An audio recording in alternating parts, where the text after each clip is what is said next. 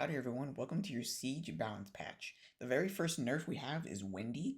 His shield is no longer going to apply to himself whenever it activates. It'll still activate for the allies, but for the most part, it's going to affect his solo tanking and any kind of damage potential he receives, but he'll still be able to support offenses like Bulwark and other offenses that rely on his shield to, assist the team, but he's not going to leave the meta, but he's just going to be hard to use on offense as a tank.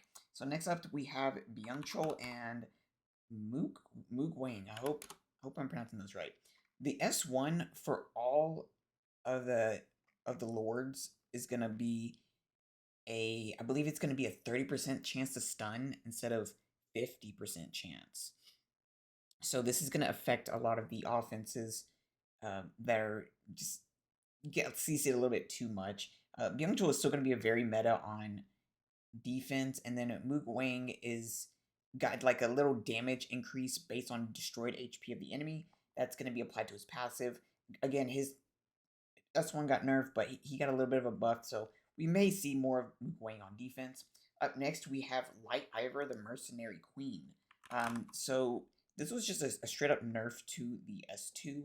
It's going to absorb 30% attack burn instead of 50%, and it's going to deal 30% damage instead of 50%. She pops up on defense every now and then. She has really good base stats, really high base speed. She's a speed threat. So this is going to affect a lot of defenses that try to use her on defense.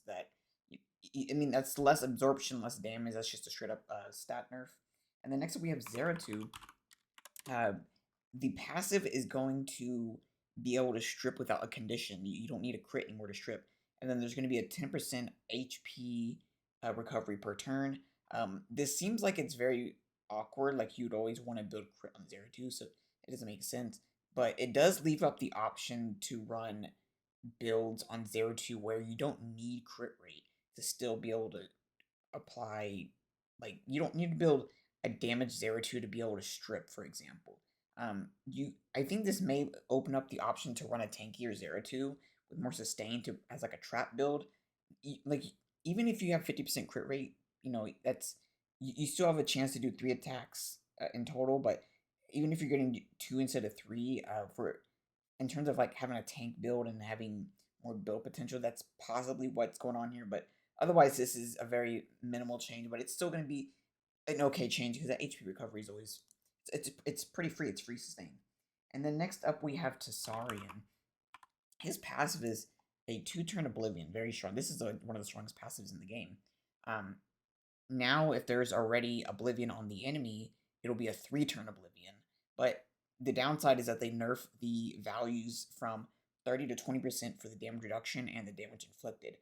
This is going to obviously affect defense and offenses that use Tasarian, but for the most part, he's still going to be very strong wherever you use him. The downside is that even though it's a 3-turn Oblivion, we have a lot of cleanses like Raccoony and stuff that will just remove it straight off. So it may just end up being a nerf for defenses, but for the most part, that does mean that people that use Tasarian on offense will find that he's a lot squishier than usual. And the next up we have Elsharian. Whenever he steals a debuff, he's going to actually absorb 20% attack bar. Now, this doesn't seem like it's that crazy, but it could be enough to desync. And the biggest issue with Elsharian is that Bulwark exists. And because of that, you're really affected whenever you steal any buffs, because that means that Bulwark is just getting free stacks, and it just ends up being really free for a Bulwark offense. So hopefully this attack bar absorption will allow Elsharian defenses to have a better time. And then all the Beast Monks actually are going to be able to crit guaranteed on S1. This is, it's like Byung-chul. It's just free stats. You got to imagine that you could build crit damage slot 4. Your crit damage from runes are going to be more valuable. So if you have crit damage innate, it's going to be a lot stronger now. And for the most part, this is just going to be a very strong, like getting guaranteed crit on a bruiser like this. It's already very strong on Byung-chul. It's extremely stat efficient for these bruisers that need to be as tanky as possible and have all these stats. So this is going to be a pretty big change for all of the Beast Monks. I assume we're going to be seeing all the Beast Monks on defense because guaranteed critting is just very strong. And then a very minimal change. Maya's passive is going to deal 20% instead of 15% damage. This is very minimal, but I mean, if you're having success with Maya, that's a little bit of a change right there for a little stat increase. And then the Bay is actually going to get a little increase on the skill 3 where with the 50% chance, I'm sorry, excuse me, whenever an enemy or ally dies, there's going to be a 50% attack bar increase. But it needs to be on cooldown. It's very awkward because if it didn't need to be on cooldown, he would actually be a pretty good anti-cleave unit. But for the most part, this is going to be something where you get more momentum in like extended battles where he had already used S3, so he gets attack bar. Say for example, he kills something, he gets boosted, he can kill something again. I guess if I'm assuming that's how it works, I think it's very interesting. I want to see it in battle before I make my final conclusion, but I think it's a pretty good change for Thabay. It's if he's scary enough. His skill 3 is already kind of weird, but for the most part, I'm interested to see how this affects his uh, performance in extended battles. And then all the Brownie Magicians, their S2s, all of them, are going to give a 20% chance of an additional turn. Now, this is, I mean, it's pretty good. It's just free buff. This is mostly going to affect Orion and Gemini. Aquila is okay. Pops up on defense every now and then, very rarely, but it's an okay change. So we're definitely going to see Orion and Gemini pop up more on defense. Mainly Orion. I'm not sure if Gemini is still somewhat strong, but with a 19% speed lead, it's not too crazy. And then your Draco offenses are just going to get a lot stronger. Draco Collie and Miang Draco, you know how it goes. And then Huahi is actually going to get a 10% attack bar boost for allies whenever you attack on defense break. I don't know if this is for the S3 or if it also includes the S1. If it also includes the S1, she's actually going to be pretty good for turn cycling. There's a defense back then that was Hyannis Vigor Lume that did really well for turn cycling, and the momentum that was able to build was just really strong. So if there's a lot of turn cycling potential that Augie can bring to her defense, I think it should be a pretty good strong defense option for this upcoming season. All of the Barbaric Kings got an interesting change. Their S3s now, they reduce the max HP at the moment by 30%. Instead, it's going to reduce your defense by 30%. This basically just means that additional damage and ignore defense damage is going to be not as impactful on the Barbaric Kings. Because, for example, if you were trying to use them on defense and they use their skill 3, you could just really easily kill them. That's the biggest downfall of all of these Barbaric Kings on defense, is that they just get really squishy, which is obviously a downfall for the bonuses you get from the skill 3, but for the most part, it just made additional damage and ignore defense damage much stronger on them. So hopefully this brings them back in the limelight. Maybe we can do something. It's mostly going to be from Amir, I believe. Harrisvelg and Ager, they sometimes pop up on defense. I have not seen a Hrungnir defense pop up ever. I don't think so. We'll see what happens. And Surtur is more of an offense unit, so we're not going to dive much into him. And then lastly, Frigate. I think this is going to be one of the strongest units this season. Of course, I don't have a Frigate. Look at his base speed, 108 base speed. That's turn 1 potential. These base stats are really solid as well. So here's what's happening. His skill 2 is going to be able to apply a bomb. I don't know if it's random or AoE or single target, regardless, applying a bomb is really strong. And then the S3, whenever I think it's whenever an enemy or ally dies, the S3 reduces the cooldown by 2 turns, which is just free turn cycling. It's more moment. It's just more momentum. But the biggest thing is that the S2 is gonna be able to apply a bomb, which is just crazy strong.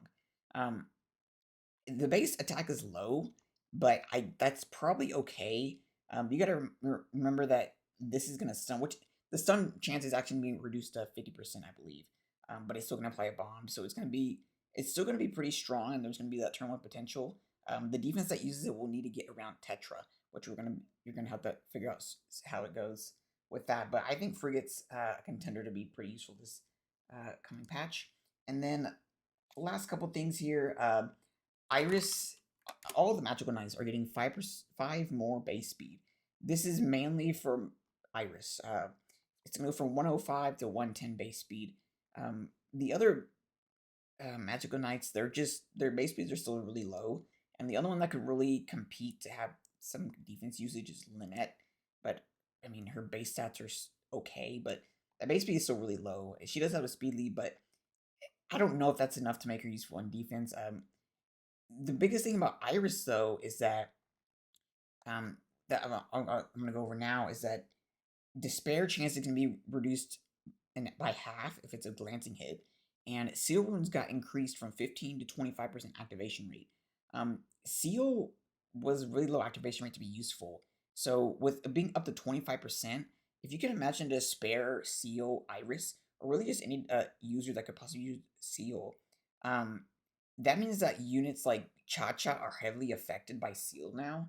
I think seal on defense is going to be a very premium set to use on defense now, and we're gonna see our people start using seal runes and maybe start following more seal runes to be to counter certain certain offenses. Um, I don't think a lot. I don't even have any seal runes, so I think it's gonna be a while. But for the people that do have them, it's gonna be pretty premium, and you're gonna find that it's also pretty effective as well because it applies it's a debuff. It also affects offenses that only cleanse one debuff at a time. For example, Riley.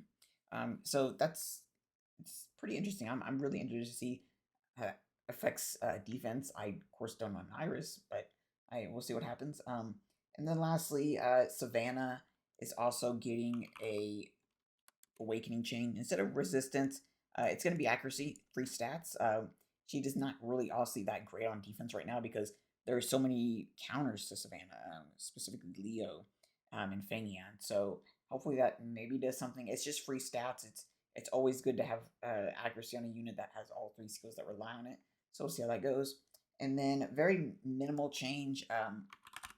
The Win Siri, I say minimal because I'm not really sure how it's going to affect defense. She's getting a speed awakening, 106 to 121 speed.